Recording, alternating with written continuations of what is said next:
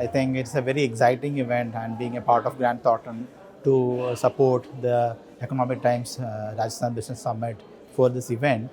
And I would say you have got attracted a good number of people from the industry, from the government, and as well as some practitioners who can support the business summit.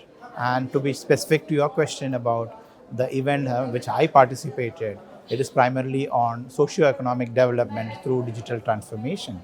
And it's my great experience says that in a business summit, someone is talking about socio-economic development through digital transformation is the key word for the today's growth of India. The reason is very simple.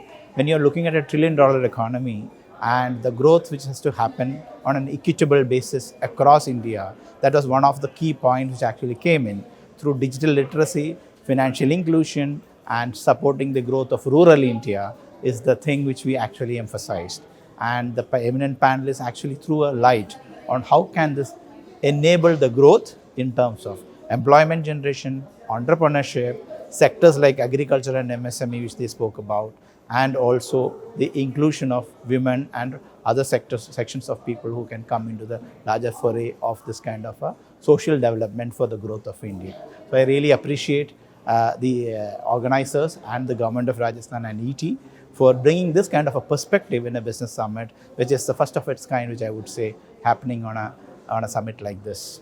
I would like to throw a light maybe on a 10 years old basis when someone was asked this question, can samosa bechne wala or a chai wala, how can they actually pay through a mobile device? Today through UPI enablement, India is seeing even the smallest person or a street vendor actually collecting his money through a UPI interface. That's the first sea change which we have seen. And that was possible because of the JAM, the Trinity, which has happened through this kind of a technology. That's first thing. Second thing, if you see the penetration of the internet in India through the various initiatives of the government of India as well as the private sector contribution has enabled people to come on the platform, digital platforms. Third, the most important, which I'm saying, through the digital inclusion and for enabling the various financial schemes for the people as well as for bringing in the various schemes of the government. Government has been able to do the direct benefit transfers, etc., which enabled people to come into the foray and access the financial credit and other aspects through which entrepreneurship is developed, jobs are developed, etc. So all these are possible given the size of the country.